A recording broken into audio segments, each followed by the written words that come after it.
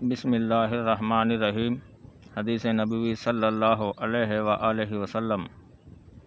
حضرت جابر بن عبداللہ رضی اللہ عنہما سے روایت ہے، انہوں نے فرمایا، حضرت سعد بن ربیع رضی اللہ عنہ کی بیوہ حضرت سعد رضی اللہ عنہ کی 2 بیٹیوں کو لے کر نبی صلی اللہ علیہ وآلہ وسلم کی خدمت میں حاضر ہوئیں اور عرض کیا، اے اللہ کے رسول، یہ سعد رضی اللہ عنہ کی بیٹیاں ہیں، وہ غزوہ احد میں آپ کے ہمراہ جہاد کرتے ہوئے شہید ہو گئے تھے۔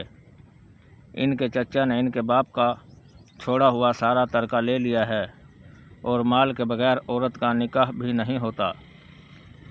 نبی صلی اللہ علیہ وآلہ وسلم خاموش ہو گئے حتیٰ کہ میراث کی آیت نازل ہوئی۔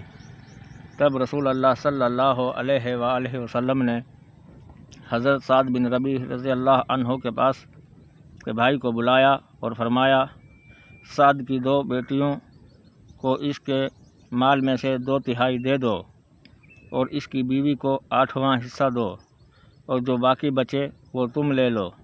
حدیث نمبر 2720، کتاب سنن ابن ماجہ، درجہ صحیح۔ ناظرین کرام، مزید اسلامی ویڈیو دیکھنے کے لیے ہمارے چینل کو سبسکرائب کریں اور بیل آئیکن دبائیں تاکہ ہر آنے والی ویڈیو آپ کو بر وقت موصول ہو۔ شکریہ۔